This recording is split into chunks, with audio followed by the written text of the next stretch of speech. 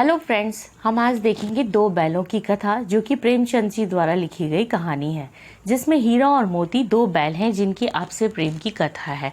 तो आज हम देखते हैं उसका पाठ का सार, हीरा और मोती का आपसी प्रेम। झूरी नामक एक किसान है और उसके पास हीरा और मोती नामक दो बैल थे जो अत्यंत ही हष्ट पुष्ट और बलशिष्ट और सुंदर थे। अब दोनों में भावनात्मक यानी घनिष्ठ, जिसे हम गहरा कहते हैं, संबंध था। झूरी अपने दोनों बैलों को बहुत ही प्यार से रखता था। दोनों बैलों में इतनी अच्छी मित्रता थी कि वो एक साथ खाने के लिए नान में मुंह डालते। एक भूखा रहता तो दूसरा भी नहीं खाता। दोनों कोशिश करते कि दूसरे के कंधे पर ज्यादा बोझ ना पड़े।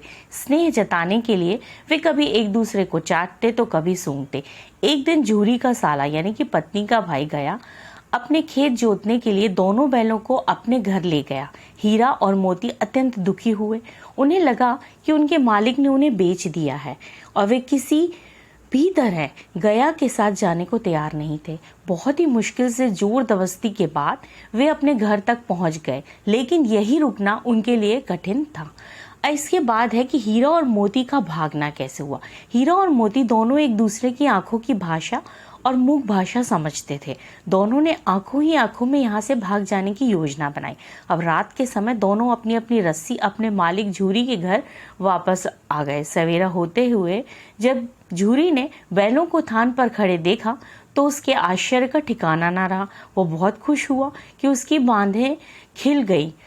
बच्चों ने खुशी से स्वागत किया, किंतु झूरी की पत्नी लाल पीली हो गई। क्रोध में आकर झूरी की पत्नी ने बैलों की खुराक को भी कम कर दिया। अगला है कि बैलों का आपस में जो गया के घर जाना और यातना में जीवन जीना। अब दूसरे दिन जब जो झूरी था उसका साला वो गया आया और बैलों को मोटी रस्सी से बांधकर अपने घर ले गया। अब बैलों के साथ अब ये बुरा व्यवहार करने लगा। सूखा भूसा खाने को देता था, दिन भर हल में जोतता। हीरा और मोती ने कभी ऐसी कल्पना भी नहीं की थी कि उनका जीवन इतना नरकमय व्यतीत होगा। परिणाम स्वरूप वो दिन प्रतिदिन कमजोर होते गए। कभी कभी दोनों बैल अड़ जाते कि एक कदम भी नहीं उठेंगे और डंडे से उनको मुंह पे मारता। दोनों बैल वहां से भाग जाने का निरंतर प्रयास करते रहे, लेकिन भाग नहीं पाए। बैलों के प्रति बच्ची का प्रेम पूर्ण व्यवहार कैसा था।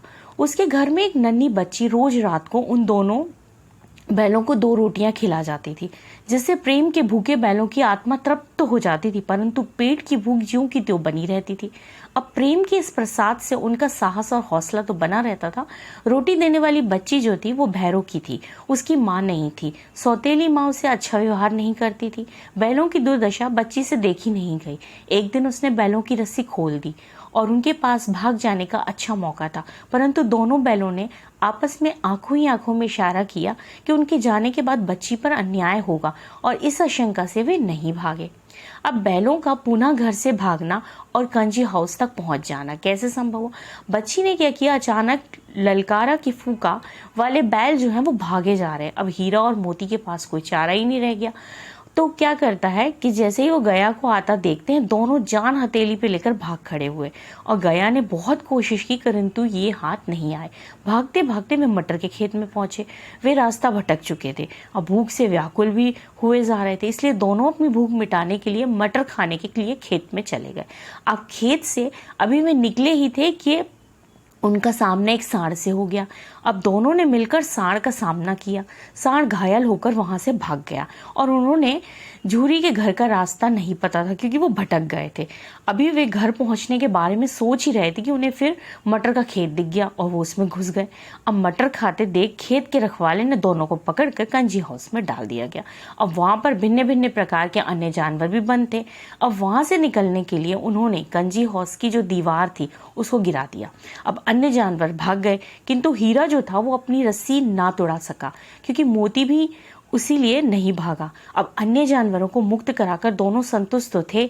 उसके बाद हीरा और मोती एक सप्ताह तक कंजी हाउस में ही रहे और वहां उन्हें खाने के लिए कुछ नहीं दिया जाता था। दिन में केवल एक बार पीने के लिए पानी मिलता था, जिसके कारण उनकी हड्डियां निकल आई थी। अब कसाई के हाथों उन्हें नीलाम होना पड़ा। अब एक दिन कंजी हाउस वालों ने उन्हें एक दड़ियल के हाथों नीलाम कर दिया।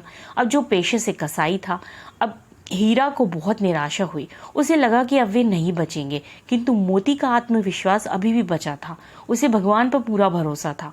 जब दोनों मित्रों को कसाई अपने साथ लेकर चला तो जिस रास्ते पर वे जा रहे थे उन्हें वो रास्ता परिचित सा लगा, क्योंकि गया इसी रास्ते से उन्हें ले गया था।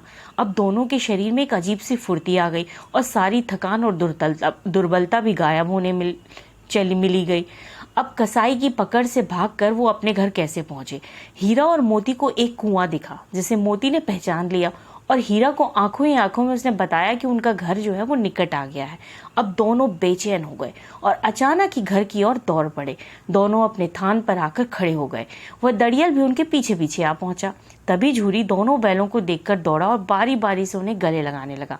दड़ियल और झूरी बैलों को लेकर कहासुनी होने लगी। दड़ियल उन्हें पकड़कर कहने लगा, ये बैल मेरे हैं, मैंने कैंजी हाउस से नीलामी में खरीदे हैं। झूरी ने कहा कि बैल मेरे हैं, अब मेरे थान पर खड़े हैं।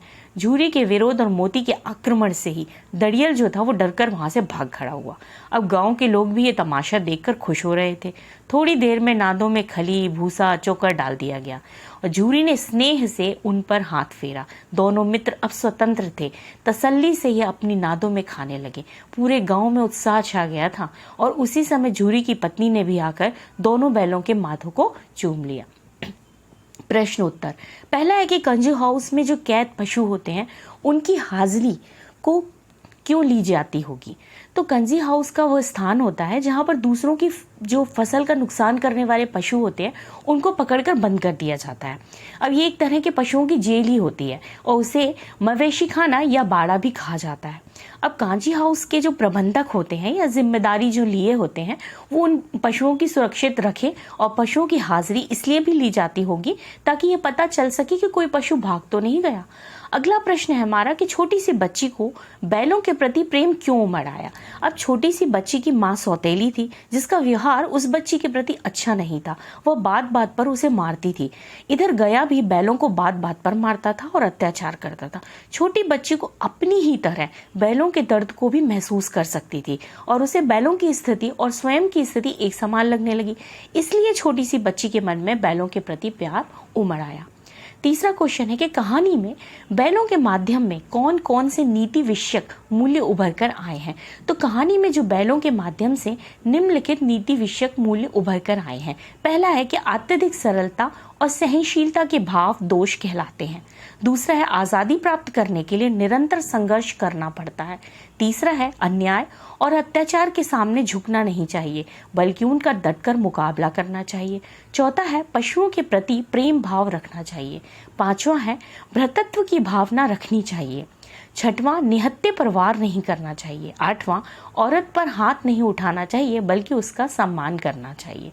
अगला क्वेश्चन है कि प्रस्तुत कहानी में प्रेमचंद्र जी ने गधे की किन स्वभावगत विशेषताओं के आधार पर उनके प्रति ऋण अर्थ यानी मूर्ख का प्रयोग न कर किस लिए नए अर्थ की ओर संकेत किया। प्रेमचंद ने गधे के लिए मूर्ख शब्द का प्रयोग न कर सरलता और सहनशीलता के एक नए अर्थ में सद्गुणों की ओर संकेत किया है। इन सद्गुणों के आधार पर गधे को ऋषि मुनियों की श्रेणी में रखा है। प्रेमचंद जी के अनुसार सद्गुणों का इतना अनादर होते हुए कहीं नहीं देखा। लेखक ने कहानी में सीधेपन की दुर्दशा को दिखाया है, मूर्खता को नहीं। और ऋषि मुनियों के गुणों को धारण करने वाला प्राणी मूर्ख नहीं है बल्कि अतिशय सद्गुणों से युक्त है जिसकी कद्र नहीं होती है। पांचवा है किन घटनाओं से पता चलता है कि हीरा और मोती में गहरी दोस्ती थी। हीरा और मोती में गहरी दोस्ती का निम्नलिखित घटनाओं से पता चलता है। समर्पण का भाव। गाड़ी में जोते जाने पर दोनों की कोशिश रहती थी कि गाड़ी का ज्यादा से ज्यादा भार स्वयं के कंधों पर रखें, दूसरी साथी के कंधे पर अधिक भार ना हो। मित्र पर पड़े डंडे की प्रतिक्रिया। जब गया हीरा की नाक पर डंडा मारता तो मोती तिलमिला उठता था। उसे हीरा का कस देखा नहीं गया। और विपत्ति के समय साथ ना छोड़ना। मटर के खेत में दोनों ने एक दूसरे के लिए अपनी जान जोखिम में डाली थी। अगला क्वेश्चन है हमारा छठवां कि जो लेकिन औरत जात का सींग चलाना मना है, यह भूल जाते हो कि हीरा के इस कथन के माध्यम से स्त्री के प्रति प्रेमचंद जी के दृष्टिकोण को स्पष्ट किया। मतलब हीरा ने इस कथन में पुरुष प्रधान समाज में स्त्रियों की स्थिति की ओर संकेत किया गया है कि स्त्रियों के साथ दुर्व्यवहार किया जाता है, पुरुष वर्ग शारीरिक यातनाएं देने से भी पीछे नहीं हटता और सभ्य गुणों के प्रति हीरा मोती के माध्यम से लेखक ने पुरुष प्रधान समाज को स्मरण कराया कि स्त्रियों का सम्मान करना चाहिए। एक सभ्य समाज एवं नैतिक मानवीय मूल्यों की स्थापना की जानी चाहिए। अगला प्रश्न है हमारा 7वां कि कृषक समाज में पशु और मनुष्य के आपसी संबंधों को कहानी दो बैलों की कथा में किस तरह व्यक्त किया गया है। प्रस्तुत कहानी में भैरों की लड़की का व्यवहार हमदर्दी पूर्ण एवं संवेदनशील है। इससे किसानों की संवेदनशीलता का पता चलता है। इधर झूरी भी बैलों को सुंदर सुंदर नाम देता है, उनके साथ पुत्रवत व्यवहार करता है। यही कारण है कि दोनों बैल अपने स्वामी भक्त का परिचय देते हुए गया के असंवेदनशील व्यवहार को स्वीकार नहीं कर पाते और उसके विरुद्ध विद्रोह करते हैं और अनेक कष्टों को झेलते हुए अंततः वापस अपने स्वामी के पास लौट आते हैं। 8वां प्रश्न है कि इतना तो ही गया कि 9-10 प्राणियों की जान बच गई, वे सब तो आशीर्वाद देंगे। मोती के इस कथन से आलोक में उनकी विशेषताएं बताइए। मोती अन्याय और अत्याचार का विरोध करता है। कांजी हाउस में पशुओं पर दया करके हीरा द्वारा दीवार तोड़ने के काम में साथ देता है। मोती हीरा को रस्सियों के बंधन स्वीकार करने के संदर्भ में कहता है कि मुझे ऐसा बंधन स्वीकार है, कम से कम मेरे बंधन से 9-10 जानवरों की जान तो बच गई, अब वे सब आशीर्वाद देंगे। और इस कथन से मोती का साहस, दयालु, उग्रता एवं बलिदान की विशेषता का पता चलता है। अगला प्रश्न है 9वां कि हमें इनका आशय स्पष्ट करना है कि क्या है कि अवश्य ही उनमें कोई ऐसी गुप्त शक्ति है ये जिससे श्रेष्ठता का दावा करके मनुष्य वंचित है। यह खा उस एक रोटी से उनकी भूख तो क्या शांत होती, पर दोनों के हृदय को मानो भोजन मिल गया। तो काम में हम बताते हैं उसका आशय स्पष्ट करते हुए कि प्रस्तुत कहानी में हीरा मोती मूक जानवर होकर भी एक दूसरे के मनोभावों को भली भांति समझ लेते हैं, जबकि दूसरे और मनुष्य को वाक शक्ति, जो बोलने की शक्ति वाला वरदान प्रकृति द्वारा प्राप्त है, परंतु बोलकर भी वो एक दूसरे की भावनाओं को समझने में अज्ञानता कर देते हैं। इसलिए कह सकते हैं कि जानवरों के पास अवश्य ही कोई गुप्त शक्ति है जिससे मनुष्य वंचित है। जो हमारा खा है कि हीरा और मोती गया की निष्ठुरता और अपमानपूर्ण व्यवहार से शुद्ध थे, इसलिए गया द्वारा दिए जाने वाला सूखा जो भूसा है उन्हें स्वीकार नहीं था। जब दोनों बैल भूखे थे और उसी समय उसके घर में रहने वाली छोटी लड़की को रोटियां दोनों बैलों के मुंह में देकर चली गई, तो रोटी से उनकी भूख तो नहीं मिटी, पर स्नेह की भूख को भोजन मिल गया, उनका मन संतुष्ट हो गया। 10वां है कि गया ने हीरा मोती को दोनों बार सूखा जो भूसा है खाने को दिया, क्योंकि कहा है कि गया पराये बैलों पर अधिक खर्च नहीं करना चाहता। कहा है कि गरीबों के कारण खली आदि खरीदना उसके बस की बात ना थी। गा है कि वह हीरा मोती के व्यवहार से बहुत दुखी था और घा है कि उसे खली आदि सामग्री की जानकारी नहीं थी।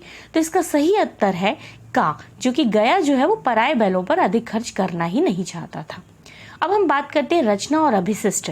हमारा प्रश्न 11वां है कि हीरा और मोती ने शोषण के खिलाफ आवाज उठाई, लेकिन उसके लिए प्रणारता जो प्रताड़ता है वो सही हीरा मोती की इस प्रतिक्रिया पर तर्क सहित अपने विचार प्रकट करते हैं। अब हीरा और मोती का अन्याय के खिलाफ आवाज उठाना बिल्कुल भी गलत नहीं है। मेरे विचार से अगर ये प्रतिक्रिया ना करके चुपचाप सहते जाते तो गया उनका क्या करता और अधिक शोषण करता, काम भी जम कर लेता, शारीरिक प्रताड़ता भी होती, उपयुक्त भोजन भी ना मिलता और उन्हें गया की गुलामी सहनी पड़ती। प्रारंभ में ही विरोध करके बैलों ने अपने नए मालिक को सावधान कर दिया। उनका अधिक शोषण नहीं किया जा सकता था और अंत में इसी प्रयास ने उन्हें शोषण से मुक्ति भी दिलाई। अगला प्रश्न है हमारा 12वां, क्या आपको लगता है कि यह कहानी आजादी की लड़ाई की ओर ही संकेत करती है? उत्तर देखते हैं। प्रस्तुत कहानी के सभी पात्र आजादी की लड़ाई पर प्रतिनिधित्व कर रहे हैं। कांची हाउस जेल का प्रतीक है। दोनों बैल क्या हैं? क्रांतिकारी हैं, संवेदनशील हैं, भारतीयों का प्रतिनिधित्व कर रहे हैं, जिन्होंने अपने देश यानी कि झूरी का जो घर है वो एक अपना देश है और वो उससे क्या करते हैं, बहुत प्रेम करते हैं। जो गया का घर है वो एक ब्रिटिश शासन का प्रतीक है, यानी कि जो बैल वहां पर गए पर होने वाले जो अत्याचार थे बैलों पर वो भारतीय स्वतंत्रता यानी कि सेनानियों पर होने वाले दमन के प्रतीक है। अब जिसका लगातार विरोध करते हुए सफलता के लिए संघर्षरत है। अब निरंतर संघर्ष करने के कारण अंत में भारतीयों की भांति ही हीरा मोती भी शोषण गुलामी से मुक्त होकर स्वतंत्रता प्राप्त करते हैं। तो ये थी हमारी हीरा मोती दो बैलों की कथा, जो कि प्रेमचंद जी द्वारा रचित है। धन्यवाद। और जिन्होंने भी इस चैनल को अभी तक सब्सक्राइब नहीं किया है, प्लीज़ सब्सक्राइब करें और कैसी लगी कहानी ज़रूर कमेंट्स करें। धन्यवाद।